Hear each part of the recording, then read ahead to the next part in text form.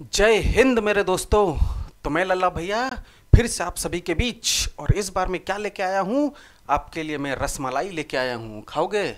नहीं। कैसे खाना है तो इसका हम पूरा भी रेसिपी बताएंगे। ठीक है, आज रसमलाई बनाने का रेसिपी बताएंगे, और जब रिजल्ट निकलेगा ना उस दिन खा लेना। ठीक है सर, ऐसे क्यों बोल रहे हैं? तो देख लो, इसके पीछे एक रीज़न है क्यों बोल रहे हैं। एकदम ये वार्निंग ले लो, या इसको बोल सकते हो लास्ट आवर।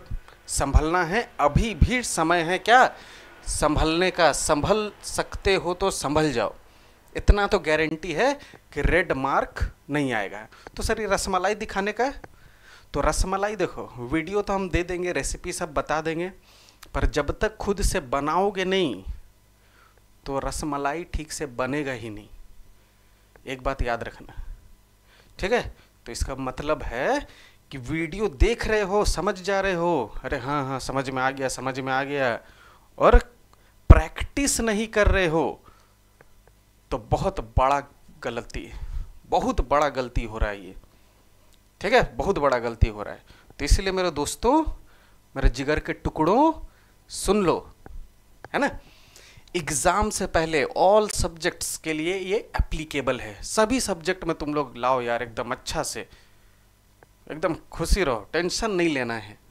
ठीक है, तो क्या करना है, कम से कम एग्जाम से पहले ये प्रैक्टिस कर लेना, प्रैक्टिस कर लेना। अब प्रैक्टिस करना क्या है, तो इसको दो कैटेगरीज में बांट लो। तो सबसे पहले है, अगर तुमको सब कुछ आता है तो सब कुछ एक बार लिख लो, प्रैक्टिस कर लो। हर सब्जेक्ट में क्या दिया हुआ है, सिलेबस दिया हुआ है, और एग्ज़ाम से पहले उतना तो छुट्टी भी मिला ही है कि तुम वो प्रैक्टिस कर सकते हो। अगर उतना नहीं भी है तो कम से कम इम्पॉर्टेंट टॉपिक्स तो होगा ही। इम्पॉर्टेंट टॉपिक्स हिस्ट्री में हम दे दिए हैं पहले ही, ओके, बाकी सब्जेक्ट में भी होगा ही।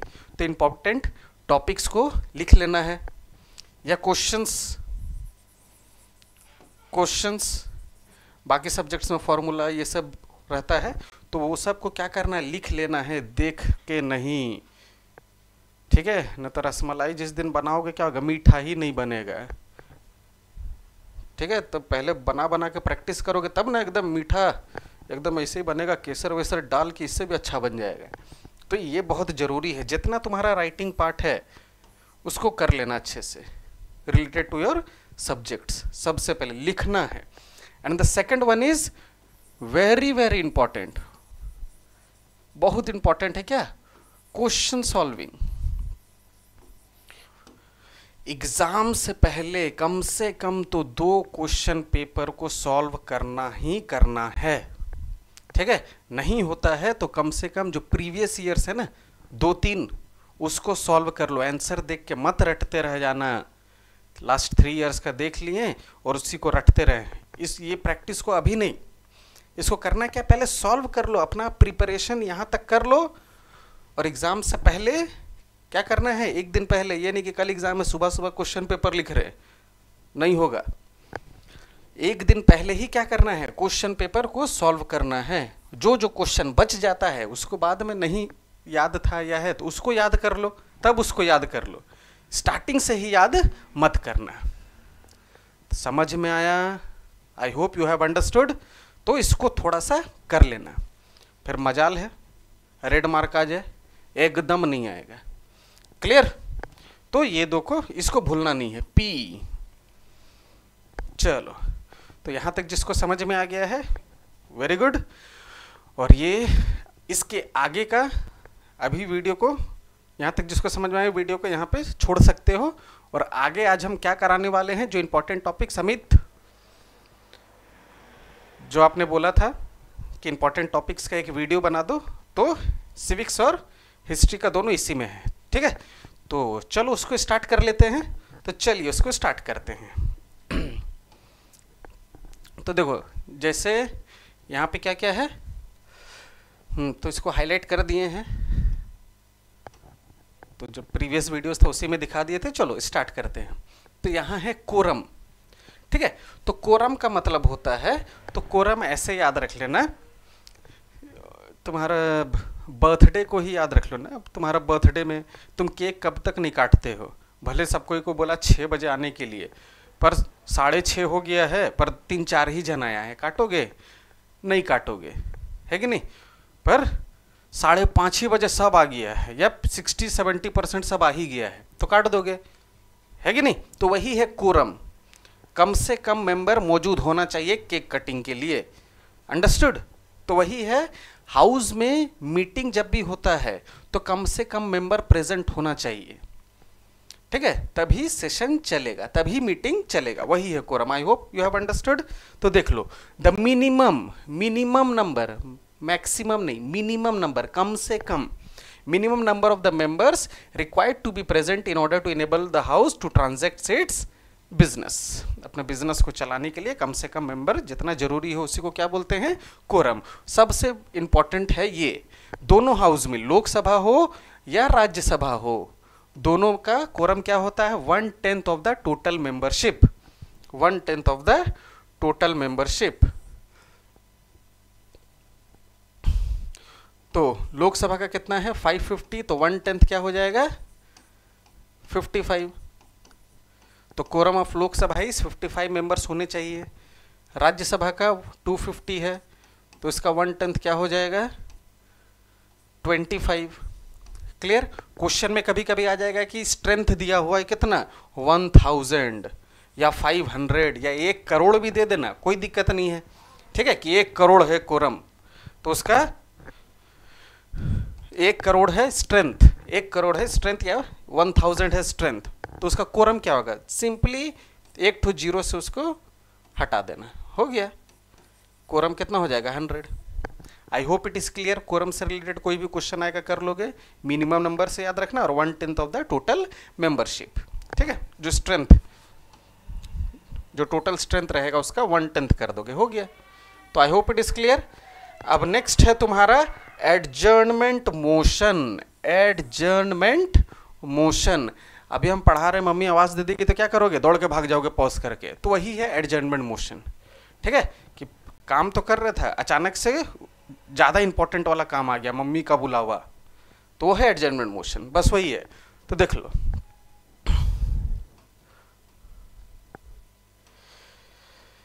तो an adjournment motion means a proposal to lay aside all other business, जो भी काम चल रहा है सबको ले असाइड, एक जगह रखो, and take up definite matter of urgent importance and discuss on the matter which is more important. ये सबको अपने भी लिखोगे ना अपने सेंटेंस में तो कोई प्रॉब्लम नहीं है। Already I have said in my previous videos that if without any grammatical mistake, if you can form the sentences, no problem. Pick out the terms and form your sentences, no problem. Understood? तो ये याद रखना। तो adjournment motion means a proposal to lay aside all other business and take up definite matter of urgent importance. तो इसका question भी आ सकता है, ठीक है, कि adjournment motion कब कब लाया जाता है? तो जब कुछ बड़ा हो जाता है ना, जैसे तुम्हारा यहाँ रेलवे एक्सीडेंट हो जाएगा, कहाँ, ठीक है, रेलवे एक्सीडेंट नहीं है तो लार्ज स्केल डकैती हो गया, कैलामिटी हो गया, कम्युनल टेंशन हो गया, ठीक है, जिससे बहुत बड़ा loss of life and property जब होता है ना, तो ज़्यादातर तभी एडजर्नमेंट मोशन इंट्रोड्यूस किया जाता है। क्लियर? चलो अब आते हैं no confidence motion. No confidence मतलब कॉन्फिडेंस नहीं है, किसका नहीं है? यहाँ कॉन्फिडेंस का मतलब हो गया स्ट्रेंथ, ठीक है। तो देख लो, no confidence motion is a proposal. ये क्या है? प्रोपोजल, ऐसे समझ गया ना, वैसे याद रखना, proposal which expresses lack of confidence in the ministry. Lack of confidence in the ministry का मतलब होता है कि 550 टोटल मेंबरशिप है लोकसभा में, तो जो मिनिमम नंबर चाहिए ना गवर्नमेंट बनाने के लिए वो है 272। अगर इससे कम हो गया तो ये लैक ऑफ कॉन्फिडेंस, मतलब कॉन्फिडेंस नहीं रहा, ठीक है। मतलब तुम अभी 10 चैप्टर है, 5, 6, 7 चैप्टर याद करके गया तो कॉन्फिडेंस में है, पर जहाँ सिर्फ 2 ही चैप्टर किया कॉन्फिडेंस रहेगा एग्जाम में? नहीं। तो वही है, तो यहाँ पे बोलने का मतलब है ये मेजोरिटी जहाँ कम हो जाता है उसी को lack of confidence. So no confidence motion is a proposal which expresses lack of confidence in a ministry, ये है नो कॉन्फिडेंस मोशन। ठीक है, तो the prime minister and council of minister are collectively responsible to the parliament, collectively responsible to the parliament. क्यों? क्योंकि अगर ये पास हो जाएगा, अगर ये कम हो जाएगा ना, तो अपोजिशन पार्टी इंट्रोड्यूस कर देता है ये प्रपोजल, और अगर ये पास हो गया, मतलब अगर ये साबित हो गया कि 272 से कम है, 271 है, ठीक है, तो if no confidence motion is passed in the Lok Sabha, the government has to resign.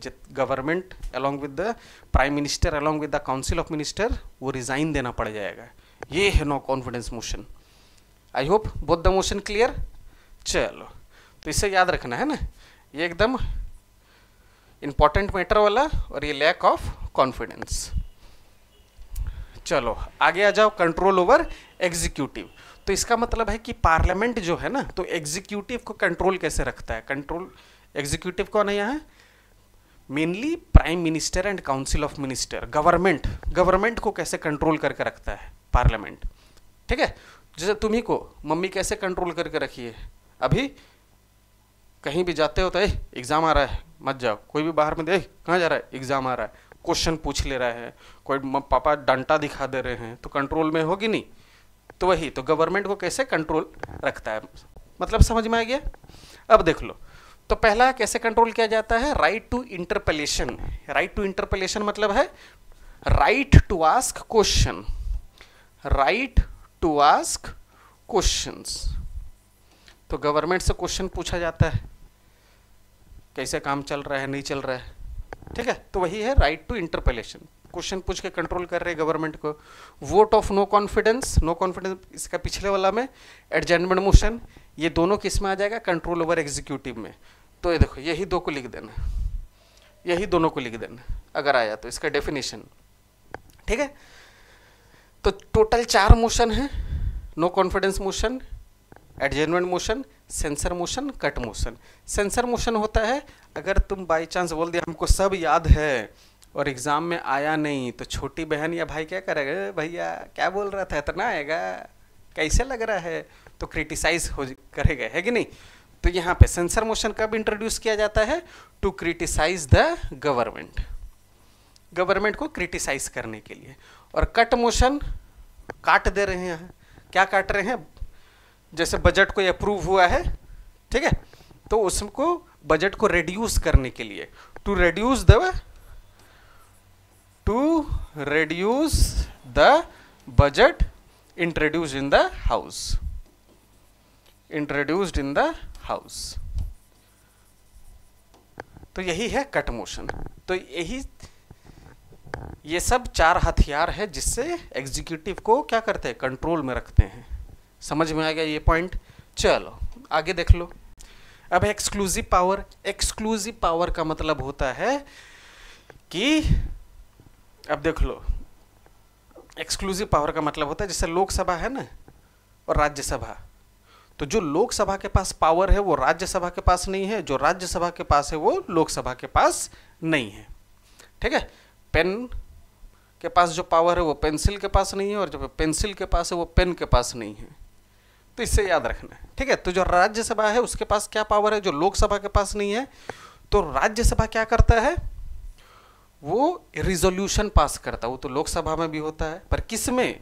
देख लो, the constitution states that Rajya Sabha में by a resolution adopted can introduce a resolution, है ना, ये भी लिख सकते हो, नो प्रॉब्लम, या इसको भी उतार सकते हो। द राज्यसभा में by a resolution adopted by 2/3 majority, ये नंबर सब याद रखना है, 2/3 होना चाहिए, 2/3 majority empower the parliament to make laws with respect to a matter in the state list. तो स्टेट लिस्ट में तो स्टेट गवर्नमेंट लॉ बनाता है, सेंट्रल गवर्नमेंट तो नहीं बनाता है। तो राज्यसभा में अगर रेजोल्यूशन पास हो गया कि वो स्टेट लिस्ट का जो सब्जेक्ट है उसमें अब लॉ कौन बनाएगा? पार्लियामेंट। ठीक है, और अगर वो पास हो गया तो अब पार्लियामेंट उसमें लॉ बनाएगा। तो ये इस टाइप का रेजोल्यूशन कहाँ पास होगा? सिर्फ राज्यसभा में पास होगा। ठीक है, और उसको पास होने के लिए कितना चाहिए? 2/3 मेजोरिटी चाहिए। समझ में आ गया पहला। दूसरा, अब लोकसभा डिसॉल्व भी हो सकता है ना, नो कॉन्फिडेंस मोशन पास हो गया तो लोकसभा जब डिसॉल्व हो गया, ठीक है, तो अब कौन है, अब सेंट्रल में कौन है, कोई नहीं है, यही तो लेजिस्लेचर गायब हो गया ना, लोकसभा नहीं है तो नहीं, कौन बचा, राज्यसभा, है कि नहीं, तो वही लिखा हुआ है, if the Lok Sabha is dissolved the Rajya Sabha becomes the sole de facto और डी जूर, मतलब पूरा कामकाज अब पूरा राज्यसभा के पास आ जाता है। समझ में आया, जैसे अभी तुम और तुम्हारी बहन हो घर में, या तुम और तुम्हारा भाई हो, एक लोकसभा एक राज्यसभा हो, तो दोनों मिल के काम कर रहे हो, ठीक है, तो जब भाई चले जाता घर से बाहर तो पूरा पावर तेरा हाथ में, तो वही है ये, समझ में आ गया। If Lok Sabha is dissolve before और after the declaration of a national emergency the Rajya Sabha becomes the sole de facto and de jure, है ना, तो यहाँ नेशनल इमरजेंसी अगर लग जाता है तो क्या होगा, इलेक्शन भी नहीं होगा कि लोकसभा फिर से आ जाए इलेक्ट होके मेंबर्स, तो उस समय राज्यसभा ही क्या रहेगा, सोल डी फैक्टो या डी जूर। नेक्स्ट इज राज्यसभा क्या है, परमानेंट हाउस है, ये तो हम लोग जानते ही हैं, टर्म में पहले ही कर चुके हैं तो डिस्कस नहीं करेंगे, है ना, वीडियो ने तो बहुत लंबा हो जाएगा। तो लोकसभा, अब लोकसभा के पास क्या पावर है जो राज्यसभा के पास नहीं है, सिंपल सा है, भूलना मत, ये जो नो कॉन्फिडेंस मोशन है ना, कहाँ पे इंट्रोड्यूस होगा, सिर्फ लोकसभा में होगा, राज्यसभा में नहीं हो पाएगा। मनी बिल जो है वो कहाँ पे इंट्रोड्यूस होगा, सिर्फ लोकसभा में हो पाएगा, राज्यसभा में नहीं होगा। और न्यूमेरिकल स्ट्रेंथ, जो नंबर है लोकसभा का 550 इज मोर देन राज्यसभा कितना 250, तो इन केस ऑफ डेडलॉक, डेडलॉक का मतलब बिल पास होने के लिए लोकसभा और राज्यसभा दोनों से पास होना चाहिए, पर पास ही नहीं हो रहा है, इधर जा रहा है फिर उधर, ऐसे ऐसा हो रहा है, उसी को बोलते हैं डेडलॉक, है कि नहीं। तो इन case of deadlock joint sitting बुलाया जाता है, मतलब लोकसभा और राज्यसभा एक साथ बैठेंगे, तो उस समय किसका डिसीजन को माना जाएगा, इसका, क्योंकि इसका नंबर ज्यादा है। I hope clear. चलो आगे चला जाए। अब है procedure for the impeachment of the president, तो बस यहाँ पे देख लो, ये सबको याद रखो, 14 days, 1/4, 2/3 इन्वेस्टिगेशन और 2/3, तो ये जहाँ पर आ गया ना, तो एक लाइन में इसे ही लिख देना, 14 days, 1/4, 2/3, फिर इन्वेस्टिगेशन 2/3, तो इसमें क्या है, तुमको पॉइंट वाइज मिल जाएगा, 14 days, 1/4, 2/3 इन्वेस्टिगेशन 2/3, ठीक है। तो सबसे पहले देख लो, for impeaching the president a resolution can be moved after giving a 14 days notice, तो 14 days नोटिस दिया जाएगा प्रेसिडेंट को, और क्या होगा, एक रिजोल्यूशन इंट्रोड्यूस करा जाएगा, कहाँ पे, कोई भी हाउस में, लोकसभा में भी किया जा सकता है और राज्यसभा में, ये नहीं कि सिर्फ ये पर्टिकुलर हाउस में होगा, कोई भी हाउस में, ठीक है। तो ये 14 days वाला हो गया, रिजोल्यूशन इंट्रोड्यूस होगा। फिर अब ये जो रिजोल्यूशन इंट्रोड्यूस होगा कि हाँ प्रेसिडेंट कॉन्स्टिट्यूशन को वायलेट किया है, उसको हटाया जाए, इम्पीचमेंट प्रोसेस मतलब क्या, हटाया जाए प्रेसिडेंट को, तो सब देखेगा ठीक है, तो उसमें साइन करेगा सब, तो कितना साइन होना चाहिए, कम से कम 1/4, ये देखो यही, which should be signed by not less than 1/4 of the total number of the members of the house, ये भी हो गया। अब 1/4 में हो गया, मतलब ये एक्सेप्ट हो गया रिजोल्यूशन, ठीक है। So the resolution should be passed by 2/3 majority at least, passed by majority of at least 2/3 of the total membership of the house, तो ये रिजोल्यूशन एक्सेप्ट होने के लिए 1/4, फिर पास होने के लिए कितना चाहिए, 2/3, तो लोकसभा में अगर ये इंट्रोड्यूस हुआ है तो वहाँ का 2/3 मेजोरिटी मान लेते हैं, हाँ पास हो गया वहाँ से कि हाँ इसको हटाया जाए, तो फिर वो कहाँ जाएगा, दूसरा हाउस में। So the other house will investigate the charge, इतना भी लिखोगे तो चलेगा, the other house will investigate the charges, बस, ठीक है। तो ये इन्वेस्टिगेशन वाला भी हो गया, उसी को इन्वेस्टिगेशन हाउस भी बोलते हैं, the other house plays the role of investigation house, ठीक है। फिर वहाँ पे भी पास होगा, अगर वहाँ भी 2/3 मेजोरिटी, देखो फिर से 2/3 मेजोरिटी से अगर जहाँ पास हो गया, इसका मतलब president impeached. So after investigation a resolution is passed by majority not less than 2/3 members of the both the houses of the parliament, the president is impeached. So if the resolution is passed by 2/3 majority in investigation house also, then the president is impeached. अभी बोले अपने से भी लिखोगे कोई दिक्कत नहीं है, ये सब बस टर्म को ले लेना है. चलो इम्पीचमेंट प्रोसेस क्लियर. 14/1/4 यहीं से हो गया, देख लो. फिर 2/3 इन्वेस्टिगेशन, 2/3 इम्पीचमेंट प्रोसेस है. देखो ये है प्रेसिडेंट का, इतना बड़ा. आगे देख लो. अब है ऑर्डिनेंस. ऑर्डिनेंस क्या है? टेम्पररी लॉ है, ये याद रखना है. टेम्पररी मतलब देख लो आगे. तो सबसे पहले इसको प्रोमुलगेट कौन करते हैं? प्रेसिडेंट करते हैं. ठीक है, प्रेसिडेंट इसको प्रोमुलगेट करते हैं. तो ये एक्ट का जैसा काम करता है. जैसे पार्लियामेंट से कोई बिल पास हो जाता है वो एक्ट बन जाता है ना, कानून बन जाता है. तो ऑर्डिनेंस भी वही है, एक्ट बन जाता है. ठीक है, और करने वाले कौन है? प्रेसिडेंट है. तो the president can pass the ordinance if he feels that circumstances are necessary. हाँ, इसको स्किप कर सकते हो, छोड़ दो, वही है सेम. ये वाला इंपॉर्टेंट है, ये 2 पॉइंट. द ऑर्डिनेंस, तो ये टेम्पररी लॉ जब पास होता है कब होता है? याद रखना एकदम, when the parliament is not in session. यहाँ पे when the parliament is not in session, ordinance is issued by the president in case of emergency.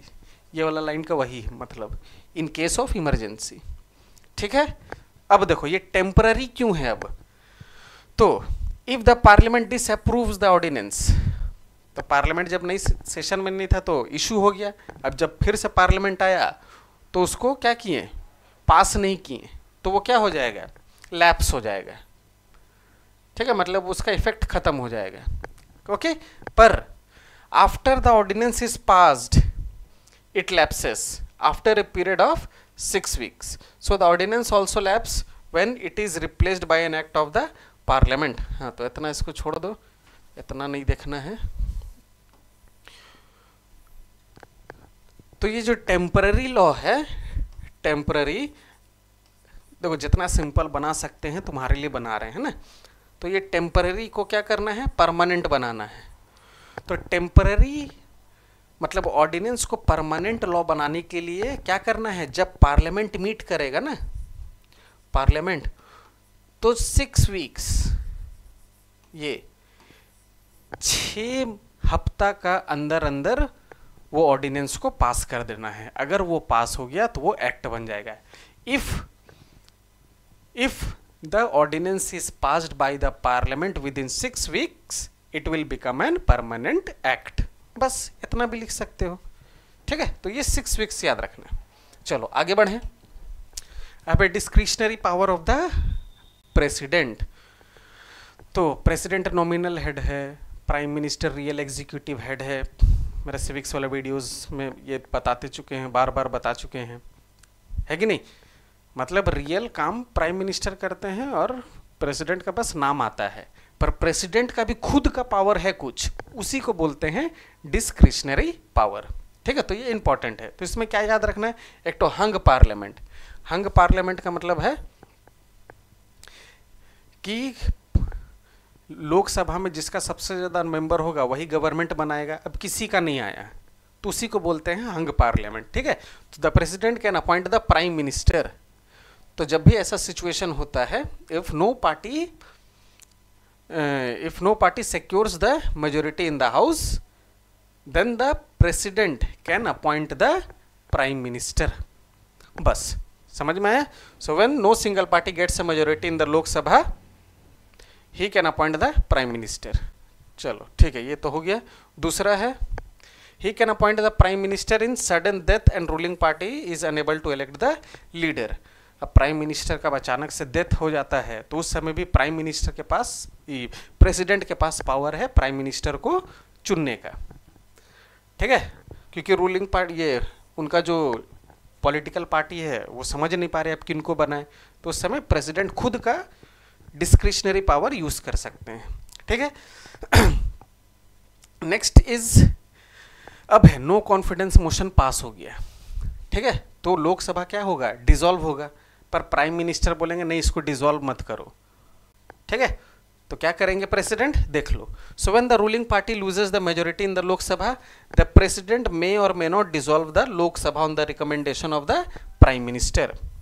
अगर प्राइम मिनिस्टर बोलेंगे नहीं इसको डिसॉल्व नहीं करो लोकसभा को, तो the former may ask the leader, तो the president may ask the leader of the other party to prove their majority on the floor of the house. तो जिसके पास मेजोरिटी है प्रेसिडेंट उसको बोलेंगे दिखाओ तेरा मेजोरिटी, अगर वो दिखा दिया तो उसमें उसका प्राइम मिनिस्टर बन जाएगा, कोई ज़रूरत ही नहीं है फिर से इलेक्शन का। तो ये पावर किसके पास है, प्रेसिडेंट के पास है। फिर है the president can dismiss ministers, ठीक है, if they lose confidence of the house but refuse to resign. तो नो कॉन्फिडेंस मोशन पास हो जाएगा, तो पहले ही देखें the government has to resign. अब वो बोलेगा नहीं हम रिजाइन नहीं करेंगे, तो प्रेसिडेंट क्या कर देंगे, उसको डिसमिस कर देंगे, भाग यहाँ से, नो कॉन्फिडेंस मोशन पास हो गया, यहीं पे बैठा हुआ अभी तक, चलो जाओ। यह है डिस्क्रिशनरी पावर। चलो क्लियर। अब है emergency power.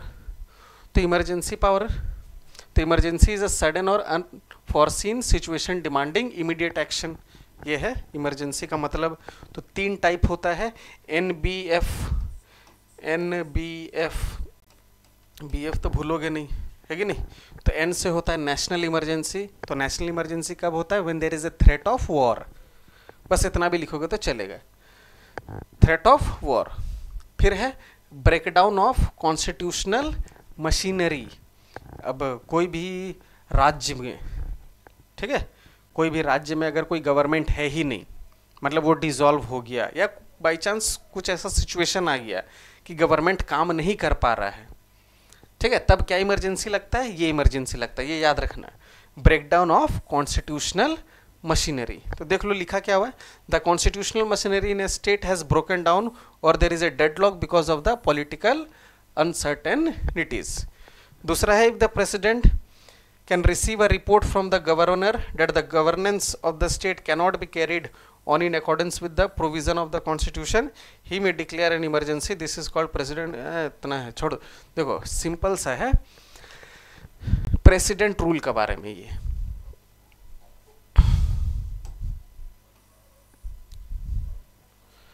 President rule, president rule कब लगता है, बस ये याद रखना, ब्रेकडाउन ऑफ कॉन्स्टिट्यूशनल मशीनरी, ठीक है। मतलब अगर कोई भी राज्य का, स्टेट का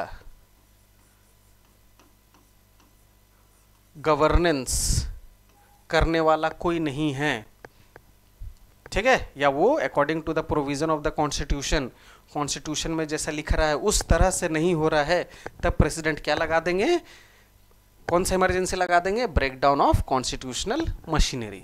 बस समझ में आ गया। चलो, और लास्ट है फाइनेंशियल इमरजेंसी। फाइनेंशियल मतलब रिलेटेड टू मनी। तो a setback to the financial stability of the country is likely to occur. तो जब हम लोग को लगेगा कि पैसा का क्राइसिस आने वाला है, पैसा का कमी होने वाला है, तब क्या लगाएंगे, फाइनेंशियल इमरजेंसी। और आज तक ये फाइनेंशियल इमरजेंसी लगानी है, ठीक है। तो ये 3 इमरजेंसी का बस नाम याद रखना, ज़्यादा इंपॉर्टेंट है, और बाकी एक्सप्लेनेशन खुद से भी कर दोगे तो चलेगा। क्लियर, नाम याद रखना NBF से। चलो आगे बढ़ा जाए। वाह, तो सिविक्स का पूरा खत्म, ठीक है। हिस्ट्री में देख लो। तो हिस्ट्री में बाबू ये 2 चैप्टर तो बहुत इंपॉर्टेंट है, ठीक है। रिवोल्ट ऑफ 1857 और महात्मा गांधी वाला ये चैप्टर तो बहुत इंपॉर्टेंट है, पर इसमें भी अगर लग रहा है कि नहीं सर कुछ बता देते तो बढ़िया रहता, इसका भी तो कुछ बता दे रहे हैं, देख लो। तो रिवोल्ट ऑफ 1857 में तो कॉजेज है बाबू, और क्या है तुम्हारा Queen's Victoria proclamation, changes in the army, वो सब इंपॉर्टेंट है, ठीक है। तो फिर भी देख लो, इसमें है एक है सब्सिडियरी अलायंस, सब्सिडियरी अलायंस। तो इसमें से क्या याद रखना, इसको इंट्रोड्यूस करने वाले का नाम, इसका नाम है Lord Wellesley. Lord Wellesley, alphabet लिख रहे, लिखोगे तो पूरा लिख लेना, लॉर्ड वेलेस्ले। इसका प्रोविज़न क्या है, तो प्रोविज़न क्या है, मान लो ये तुम्हारा घर है, तो इसको मान लो टेरिटरी, तुम्हारा अंपायर, ठीक है, तो इसको प्रोटेक्ट कर रहा है बाहर वाला, तो यहाँ बाहर वाला कौन है, ब्रिटिश ट्रूप्स। तो इसका फर्स्ट प्रोविजन है कि सब्सिडियरी अलायंस का, the British troop will protect the empire. ठीक है, अब इसको खाने पीने के लिए भी चाहिए ना maintenance, so agreed to maintain the British troops, ये दूसरा हो गया। अब ब्रिटिश के साथ रिलेशन रखें तो दूसरे के साथ भी नहीं रखना है। ठीक है, तो agreed to not to maintain any kind of relation और अलायंस विद अदर पावर्स। बस ये तीन खत्म। ठीक है, सब्सिडियरी अलायंस। दूसरा है doctrine of lapse. Doctrine of lapse इसको कौन इंट्रोड्यूस किए थे, लॉर्ड डलहौजी, ये याद रखना है। तो अगर कोई राजा का खुद का बेटा नहीं है, if a ruler is not having his own natural heir, HAIR नहीं HEIR लिखना है, ये वाला हेयर नहीं, उत्तराधिकारी उसका होने वाला मतलब मालिक, ठीक है, उसका सक्सेसर बोल सकते हो। तो उसका मरने के बाद उसका पूरा टेरिटरी किसके अंडर में चला जाएगा, कंपनी के पास चला जाएगा। ये था डॉक्ट्राइन ऑफ लैप्स, है ना। तो if a ruler is not having his own natural heir, तो after his death the territory will come under the company rule. बस इतना भी लिख दोगे तो चलेगा। तो इसमें क्या याद रखना है, सतारा, झांसी, संबलपुर, तो ये दोनों को याद रखो ना, सतारा और झांसी। डॉक्ट्राइन ऑफ लैप्स के अकॉर्डिंग इसको एनेक्स किया गया था। ठीक है, ये हो गया। फिर है तुम्हारा जनरल सर्विस इनलिस्टमेंट एक्ट, ये भी याद कर लो। जनरल सर्विस इनलिस्टमेंट एक्ट ये तुम्हारा है 1856 को पास हुआ था ये। ठीक है, तो according to this act the Indian soldiers could be sent overseas. बस ओवर सीज का मतलब समुंदर पार, इतना ही। According to this act the Indian सिपाहीज could be sent overseas. Clear, चलो। तो रिवोल्ट ऑफ 1857 में ये याद रखना। ठीक है, फिर तुम्हारा फर्स्ट वाइसरॉय ये याद रखना, Lord Canning. Queen's Victoria proclamation में फर्स्ट वाइसरॉय कौन है, first viceroy of India Lord Canning. ठीक, चलो। बाकी चैप्टर तो पूरा इंपॉर्टेंट है, तो महात्मा गांधी इसमें भी बता दे रहे हैं, देख लो। तो ये देखो, ये इनका सिलेबस से ही याद हो जाएगा, बहुत सारा टॉपिक इसी में ही दिया हुआ है। ठीक है, तो जैसे क्वेश्चन आ जाएगा तुम्हारा, state the causes for the non cooperation movement, तो यहाँ पे डायरेक्ट लिखा हुआ है KRJ क्या है, नॉन कॉपरेशन मूवमेंट का कॉजेस। इसको ऐसे भी लिख लोगे तो हो गया, है ना। के मतलब खिलाफत मूवमेंट। ठीक है, इस स्टार्ट करने वाले क्या याद रखना है, अली ब्रदर्स, शौकत अली एंड मोहम्मद अली, इतना याद रख लेना। फिर है रोलेट एक्ट, तो Rowlatt act, any Indians can be arrest without any arrest warrant, ये याद रख लेना। जलियांवाला बाग, तो इसमें एक तो प्रोटेस्ट हुआ था, तो इसमें दो लीडर्स थे, डॉक्टर सत्यपाल और डॉक्टर सैफुद्दीन किचलू। तो जनरल डायर आए और शूट का ऑर्डर दे दिए और ये ट्रेजेडी हो गया, है ना। और सब कब हुआ, 1919 में, बस ये याद रखना। तो 1919 में हुआ, तो नॉन कॉपरेशन मूवमेंट स्टार्ट कब हुआ, 1920, कल ही बता दिए थे, लास्ट वीडियो में ही पूरा बता दिए थे सीक्वेंस, है कि नहीं। तो सब 1919 में, इधर भी क्लियर। अब है देखो सस्पेंशन, प्रोग्राम याद कर लोगे, बुक में दिया हुआ है 3-4, इजी है। ठीक है, सस्पेंशन, ये नॉन कोऑपरेशन मूवमेंट को सस्पेंड कर दिया गया था। कब, देखो सिलेबस में ही याद हो रहा है, चौरी चौरा इंसिडेंट। तो चौरी चौरा क्या है, एक जगह का नाम है, कहाँ का, गोरखपुर डिस्ट्रिक्ट का, Uttar Pradesh. So police station was set on fire along with 22 policemen, बस वो जल के मर गए और उसी के कारण गांधी जी इसको सस्पेंड कर दिए। देख लो, खत्म ये पूरा। अब सिविल डिसोबीडियंस मूवमेंट CDM, तो इसका भी कॉजेज देखो क्या क्या है, साइमन कमीशन। तो साइमन कमीशन ये क्या याद रखना है इसमें, कि इसमें जितना भी थे सब ब्रिटिशर्स थे, 7 मेंबर्स थे, सब ब्रिटिशर्स थे। इसीलिए इंडियंस इसको क्या किए थे, प्रोटेस्ट किए थे साइमन कमीशन को, ठीक है। जिसमें लाला लाजपत राय जो है क्या हुआ थे, उनका डेथ हो गया था लाठी चार्ज से, इतना याद रखना, ठीक है। Simon go back, black flags दिखा रहे थे, ये सब नारा लग रहा था, साइमन गो बैक, पूरा हड़ताल था पूरा इंडिया में। चलो, ये हो गया साइमन कमीशन। फिर डिक्लेरेशन ऑफ पूर्ण स्वराज, बहुत इंपॉर्टेंट, कब हुआ, लाहौर सेशन, ईयर भी देखो तुम्हारा सिलेबस में दे दिया है। कब हुआ डिक्लेरेशन ऑफ पूर्ण स्वराज, लाहौर सेशन में। कब हुआ, 1929, मतलब पहली बार इंडिया का फ्लैग होइस्ट किया गया था लाहौर में, ठीक है। और इंडियन नेशनल कांग्रेस का मेन ऑब्जेक्टिव क्या बन गया, पूर्ण स्वराज, टोटल इंडिपेंडेंस 1929 में। देखो ये भी हो गया। फिर है गांधी इरविन पैक्ट, तो इसका डेट याद रख लेना 1931। फिर तुम्हारा सेकेंड राउंड टेबल कॉन्फ्रेंस, इसका भी वही है 1931। तो ये गांधी इरविन के बीच में जो एग्रीमेंट हुआ था उसी को बोलते हैं गांधी इरविन पैक्ट। तो इसमें 4-5 पॉइंट है, वो देख लेना। चलो मोटा मोटी इसका भी हम लोग बहुत कुछ डिस्कस कर लिए, ठीक है। चलो आगे देखते हैं। हाँ, अब इंडियन नेशनल मूवमेंट खत्म, तो मेरा लास्ट वीडियोस हिस्ट्री वाला और अभी जो किए हैं वो सब देख लोगे, बहुत कुछ हो जाएगा, है ना। मतलब रेड मार्क आने का तो चांस ही नहीं है, एकदम इतना सा भी चांस नहीं रहेगा, ठीक है। तो वर्ल्ड वॉर में देख लो क्या है, डिवीजन ऑफ यूरोप। तो इसमें क्या याद रखना, इसमें याद रखना है 2 ठो अलायंस का नाम याद रखना है, ट्रिपल अलायंस कैसे याद रखना है, GAI से, गए है ना, GAI। तो G से जर्मनी, A से ऑस्ट्रिया हंगरी, I से इटली, कंट्री का नाम सब भी है ना। इटली 1882 में ज्वाइन किया था। तो ट्रिपल अलायंस किनको बोलते हैं, जर्मनी, ऑस्ट्रिया हंगरी और इटली। और एक है ट्रिपल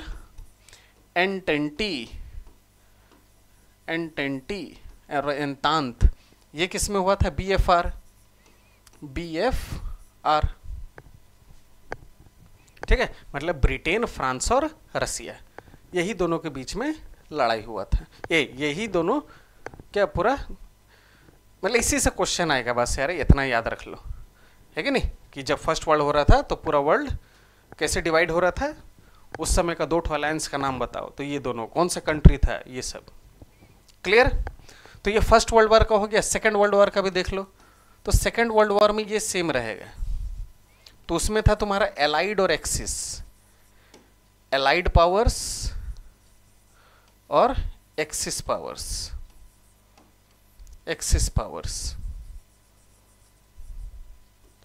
ठीक है। तो यहाँ देखो अलायंस का नाम है, यहाँ पे पावर सब, मतलब कौन पावर के बीच में लड़ाई हुआ था। तो यहाँ पे तुम्हारा एलाइड पावर्स में यही आ जाएंगे, BFR लिख दोगे चल जाएगा, सेम,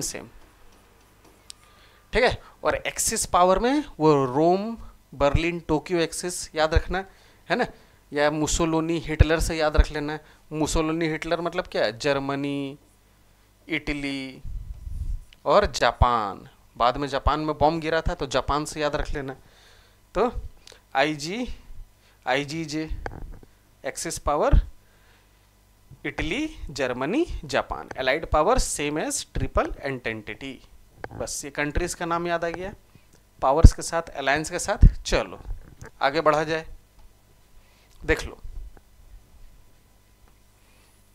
स्पीड थोड़ा हो रहा होगा तो पॉज करके लिख लेना, पर हम तो बोलेंगे पूरा देख के खुद से अपने से लिखोगे तो वो ज़्यादा फायदे रहेगा। अब है ट्रीटी ऑफ वर्साइल्स या वर्सलीज। तो ये एक रिजल्ट है किसका, वर्ल्ड वॉर का। तो इसमें क्या याद रखना है, ज़्यादा नहीं, 3-4 पॉइंट याद रखोगे तो उसी से ज़्यादातर क्वेश्चन आता है कि नहीं। तो सबसे पहले वॉर गिल्ट किसको ठहराया गया, जर्मनी को। मतलब लड़ाई किसके चलते हुआ, जर्मनी को, ठीक है। फिर ये पहला पॉइंट हो गया। दूसरा, जर्मनी हैड टू पे कितना, $33 बिलियन, $33 बिलियन एज वार इंडेमनिटी। $33 बिलियन, उतना भी लिखोगे तो चलेगा। फिर है उसका जो राइन वैली था, राइन वैली, उसको क्या कर देना है, डीमिलिटराइज्ड कर देना है, मिलिट्री वहाँ से हटा देना है। देन उसका जो सार वैली है, सार SAAR, ये रिच कोल रिजर्व है, उस किसको दे दिया गया, फ्रांस को दे दिया गया। कितना साल के लिए, 15 साल के लिए दे दिया गया। ये क्लियर। अब मिलिट्री के साथ उसका क्या हो गया, 1 लाख सोल्जर बस। The military number of was reduce to 1 lakh soldier, plus तुम्हारा यू बोट्स या जो सबमरीन था उसको क्या कर दिया गया, बैन कर दिया गया। देखो इतना सारा ट्रीटी ऑफ वर्साइल्स का पॉइंट क्लियर हो गया। ठीक है, और देख लो क्या दिया हुआ है, देखा जाए।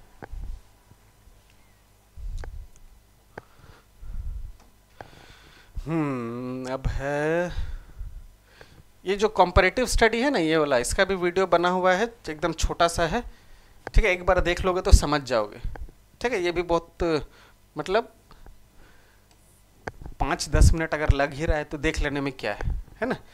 फिर इधर में लीग ऑफ नेशन, तो लीग ऑफ नेशन में क्या याद रखना है कि ये वर्ल्ड वॉर के बाद बना था। ये ऑर्गेनाइजेशन जो है वर्ल्ड वॉर के बाद बना था। वर्ल्ड वॉर 2 के बाद कौन बना था, यूनाइटेड नेशन। तो इसमें कंफ्यूज नहीं होना है। League of nation world war के बाद और यूनाइटेड नेशन वर्ल्ड वॉर 2 के बाद। ठीक है, अब है देखो ये सब पॉइंट्स, बहुत कुछ पॉइंट्स पहले ही कर चुके हैं, जो हिस्ट्री वाला बताए थे, इंपॉर्टेंट है ना। ये अलग से है और मतलब रेड मार्क का चांस ही नहीं। अब है पर्ल हार्बर। हाँ, तो पर्ल हार्बर में अटैक हुआ था। पर्ल हार्बर क्या है, ये अमेरिका का नेवल बेस है।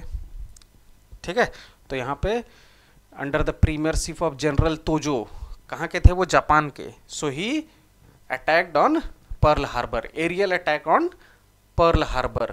तो एज ए रिजल्ट क्या हुआ, वहाँ का the Pearl Harbor base was destroyed by the Japanese army because of the order given by general Tojo. ऐसे भी लिखोगे तो चलेगा। कब हुआ ये याद रख लेना, 1941 को हुआ है, 1941 को हुआ था। ठीक है, और उसी समय यूएसए क्या हुआ, ज्वाइन कर लिया सेकेंड वर्ल्ड वॉर।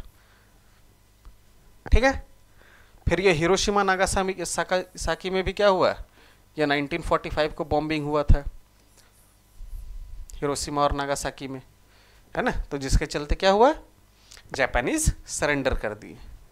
ठीक है, चलो ये भी हो गया। अब ये जो है बाबू, इसका वीडियो बना हुआ है, छोटा छोटा है। ठीक है, और बहुत इंपॉर्टेंट है, एकदम पर्टिकुलर वीडियो है। तो उसको जब देख लोगे तो बहुत ईजी है। क्यों बोल रहे हैं, क्योंकि यहाँ से डायरेक्ट ना 10 मार्क्स का आ जाएगा स्ट्रक्चर टाइप में। तो ऐसे जो स्पीड में जो बताए ना, वो सब इसमें थोड़ा मज़ा नहीं आएगा लिखने में। क्लियर। ये सब क्या है कि इधर उधर से क्वेश्चन आ भी जाएगा, कोई प्रॉब्लम नहीं, यहाँ से डायरेक्ट आ जाएगा कि जनरल असेंबली का फंक्शन बताओ, सिक्योरिटी का कॉम्पोजिशन बताओ, इंटरनेशनल कोर्ट ऑफ जस्टिस का कॉम्पोजिशन और फंक्शन बताओ, WHO का फुल फॉर्म और उसका फंक्शन बताओ। तो ये जब देख लोगे ना, तो इसमें से डायरेक्ट क्वेश्चन आने का चांस ज़्यादा है। तो इसका वीडियो देख लोगे तो ज़्यादा रहेगा। तो ख़त्म हो गया। ओके, तो आज के बाद फिर से हम बोल रहे हैं, अमित या जो भी ये वीडियो को लास्ट तक देख रहे हैं, please please please self study, मतलब खुद से लिख के एग्ज़ाम को अटेंड करने जाना प्लीज़। ठीक है, तो मेरे तरफ से बेस्ट ऑफ लक। और हिस्ट्री सिविक्स से पहले जब मेरे चैनल में आओगे तो तुमको क्वेश्चन वाइज, तुमको क्वेश्चन वाला वीडियो सब मिलेगा, जो एक एक बार देख लोगे तो एकदम क्लियर हो जाएगा। ठीक है, तो पूरा प्रिपरेशन के साथ रहेगा। अभी बीच में नहीं देखने का ज़रूरत है। बाकी सब्जेक्ट में अच्छे से मेहनत करो और अच्छे से लेके आओ मार्क्स, और रसमलाई खा लेना, ये वाला रसमलाई खा लेना। ठीक है, अच्छा से मार्क्स लाओ और ये रसमलाई खाओ, देख लो। ओके, सो मिलते हैं हिस्ट्री एग्जाम से पहले, हम मिल जाएंगे। ओके, सो ख्याल रखना, हेल्दी रहना, बेस्ट ऑफ लक। जय हिंद, जय भारत।